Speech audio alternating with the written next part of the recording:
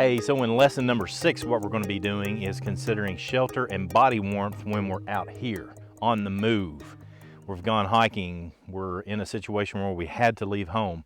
How do we take care of our core body temperature in a situation like this?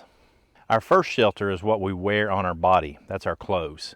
And the big thing that comes into any time that you're going to develop shelter, whether it's your clothing or a shelter you're going to build, is you need to maintain your core body temperature.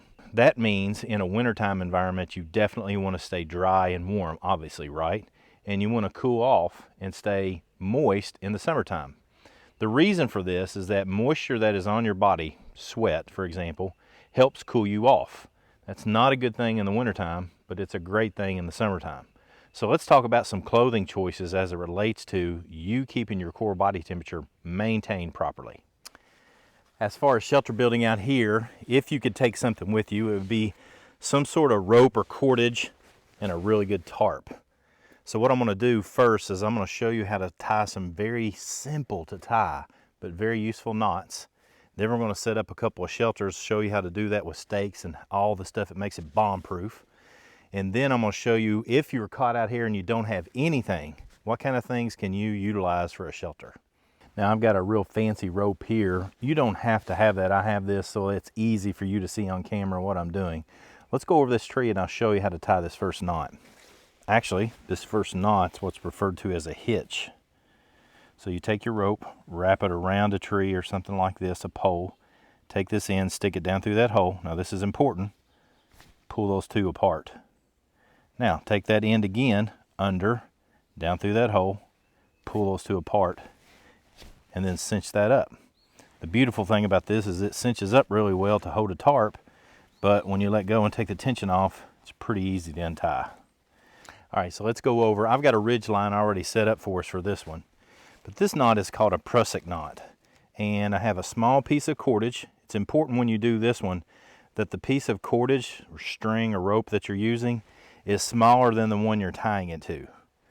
So you make a loop, lay that loop on top of your rope, and then you take the other ends through the center of it once, twice, 3 times. Once you have it through there 3 times, you want to get all this straightened up. It's what's called dressing the knot. Basically, you want it to look pretty. And you want all of these pieces to be parallel. You don't want pieces on here wrapped over and laying on top of one another like that. You definitely want these pieces, 1, 2, 3, 4, 5, 6, all the way down through there, to be parallel. The beauty of this knot, watch this, you're going to love this, is that when I've got it like this, the prusik will slide on that rope. But as soon as I pull tension on it, from here, it locks onto it and won't slide at all. I can hang my whole body off of that. And then again, if I take the tension off of it, dress up the knot a little bit, it slides again. So what we're going to do next is we're going to take our setup. We'll go find us a couple trees. I'll tell you the important things about setting up a shelter that are vitally important. We'll set all this up again with a tarp and I'll show you how to make a really nice shelter. Now the most important part about setting up a shelter is where to set it up. And here's how I remember how to do it. Look up, look down, look left, and look right. The reason we're going to do that is for looking up, we want to make sure there's nothing above us that could fall. That could be a tree that's dead that could fall over on us. That could be a branch that's above us. That could be anything that is above us. And I also like to make sure that there's not a nesting animal above me too. A lot of times nesting animals will make a lot of noises at night and it'll keep you up. They probably won't harm you, but they'll probably keep you up and you won't get very good sleep. This is a perfect example right here. This tree right here is a small one, but it's dead. So if I set up the shelter in this area, then maybe if the wind blows or maybe something like that happens, then that falls on you in the middle of the night. You don't want to do that. So we're going to walk around, we'll find something that looks good above, and then I'll tell you what I mean by looking down.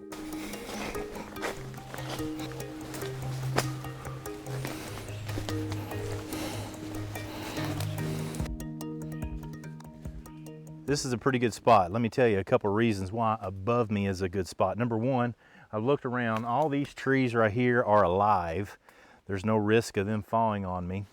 Number two, there's a lot of leaves directly above me, so if it rains, the leaves are going to shed a lot of water away from me. So even if I didn't have a tarp, this would be a pretty good spot to set up. But because I have these two trees that are close together, we're going to set that ridge line up, and I'll show you how to build a nice shelter right here. Hey, before we get that ridge line and the tarp set up, let's think about why we look down. This is another good opportunity right here to make sure that we're in the right spot. In this area, I've got a bunch of sticks. I'm going to remove all those sticks, but I'm going to leave the leaves. I'll explain that in just a minute. But if you look right over here, this is a dangerous spot to set up. The reason is that drainages like this in a wooded area oftentimes are the places where water runs off. So if it starts raining and you're set up in something like that, then it's going to be easy for water to rush over you, which is very dangerous. So you want to get up away from a drainage like that and make sure you get away from the water. So first thing we do is we set up our half hitch on one side, under, down through the hole. Just watch the video earlier so you know how to do that right. Then we bring it over here. And what I like to do when I set up a ridge line is I like to give it some extra grab by pulling it as tight as I can, keeping the tension on it, and then wrapping it around the tree.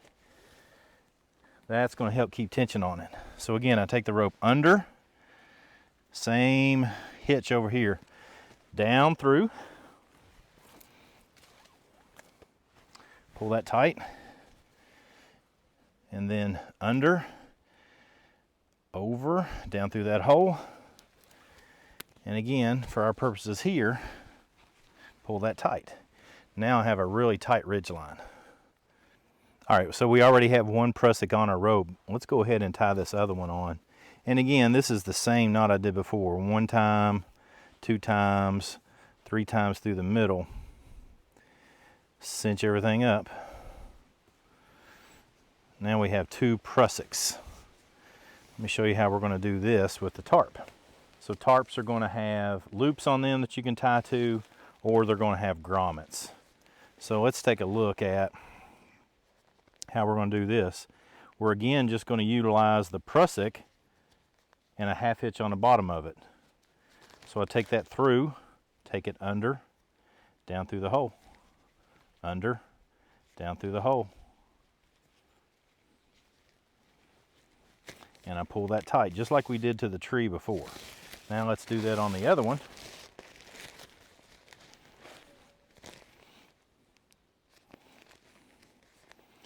Take that around the loop, under, down through the hole, under, down through the hole. Pull that tight. Now here's the cool part about this. Remember how we could cinch it out and it would get tight? Now our tarp is tight. We can tie this off, but we don't really have to. Now what we want to do is we want to figure out what we want to do with staking this down in the back. So let me get some more cordage. I'm going to use half hitches again, a couple of stakes, and I'll show you how to do this as well. All right, stakes are fairly easy to find. Sometimes you can pick up stakes or sticks and they just break real easy. It's probably not going to make a good stake. So you want something that when you squeeze it, it takes some effort to break it. Yeah, these two will work pretty good. And then I'll show you what to do with the tarp. This is real easy to do. So I just take my cordage.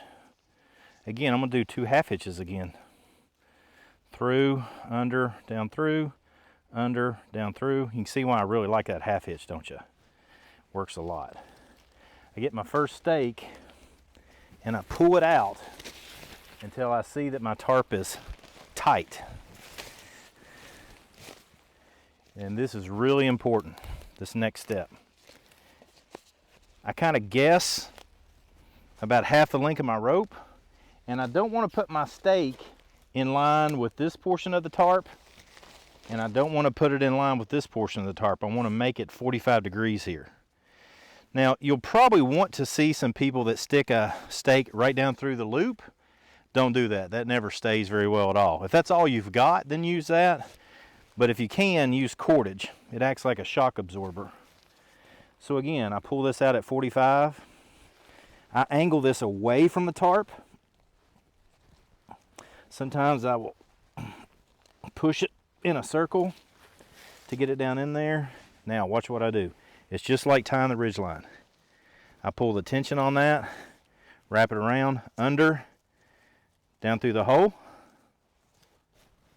and then under, down through the hole. Now we're going to go do that on the other side. So again, same thing over here, you all. Half hitches, under, down through the hole, under, down through the hole. Half hitches are so easy. Pull that tight. And this is going to be easier to see now that everything's tighter. I don't want this stake to be on this line, and I don't want it to be on this line. I want it to be coming off here at 45-degree angle, about halfway out to where my rope goes. Once we get this started in the ground, what we want is to have pressure going down, and sometimes you have to make a little circle too. And that helps gets it down in the ground. If you're having trouble, then what you can do is pick up any wood that's bigger, and you can use this basically like a hammer. Once you get it down in there, you take your cordage. Again, I like to wrap it to keep it tight. I then take it, get this out of the way and make it easier for you to see. Under, down through the hole, under, down through the hole. Now take a look. We got a nice tarp set up. Now, you remember I said we look up, we look for dead stuff. We look down, we got the dead sticks away. We made sure there wasn't poison ivy on the ground. We made sure that we weren't laying in water. Now, why do we look left and right? Here's why. Wind is always going to blow left or right, more often than not. Whenever I set a tarp up, which I've already done here, I want to make sure if the wind is blowing a certain direction, it's blowing on the back side of my shelter. I don't want the wind blowing in on the front side, and that's where I'm going to be because that'll cool me off. Now, in the summertime, I'd probably want the wind on me, remember? But in the wintertime, I want to stay warm, so I don't want that wind blowing on me. So let's go around the front, take a look at that, and I'll show you how we've got it set up and why it's important. Now, this particular tarp setup, I did just to show you some things. But I have loops that are in the middle of the tarp, and so I have actually the corners are hanging down. So I can tie this off to the tree if I wanted to. I could also, if the trees were farther apart, I could tie my prussics up here and pull the whole tarp. But because I'm by myself, you can tell this is plenty of room. Matter of fact, I think this is big enough for 4 people to get into rather easily. But if I needed some more space, I could tie those all the way out.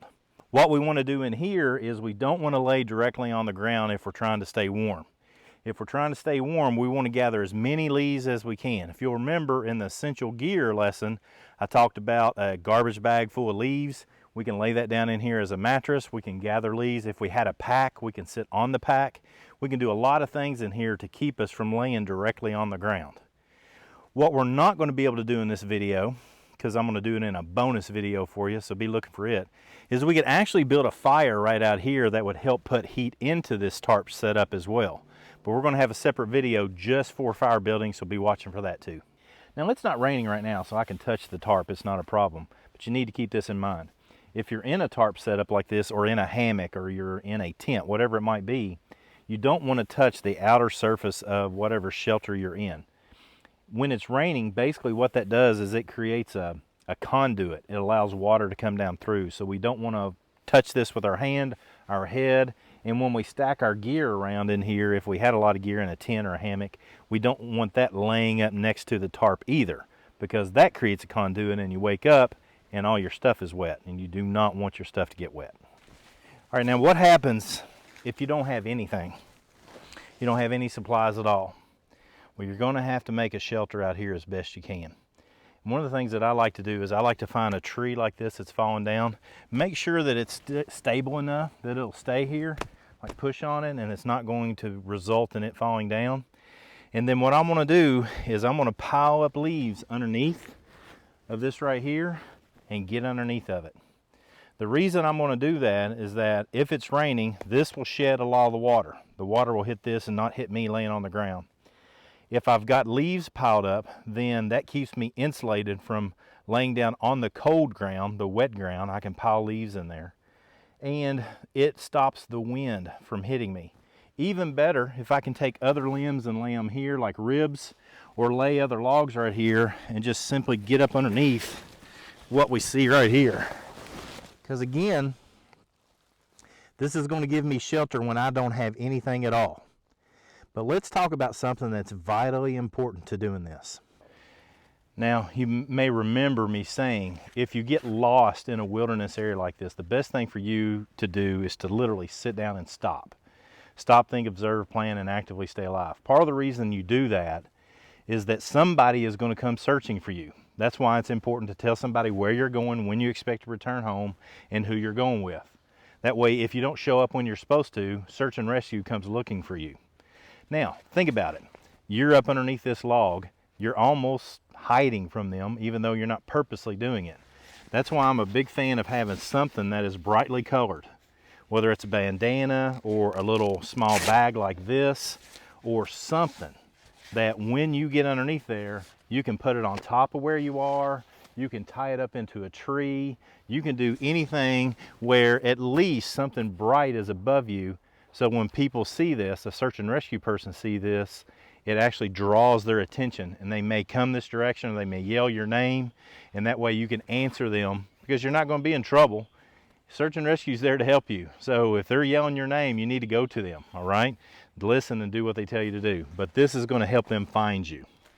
So that's it. That's how you basically take your home with you when you go outside. Being outside is really good for you. It's really good for me. That's why I like spending so much time in a wilderness setting, in a city park, wherever it might be.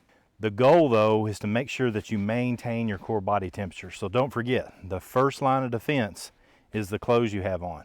Then if you can take something, take that garbage bag that we talked about in essential gear, take that tarp if you have one, and if you don't have any of that at all and you find yourself out here and you need to stay the night, then you can do what we did with a natural shelter as best that you can.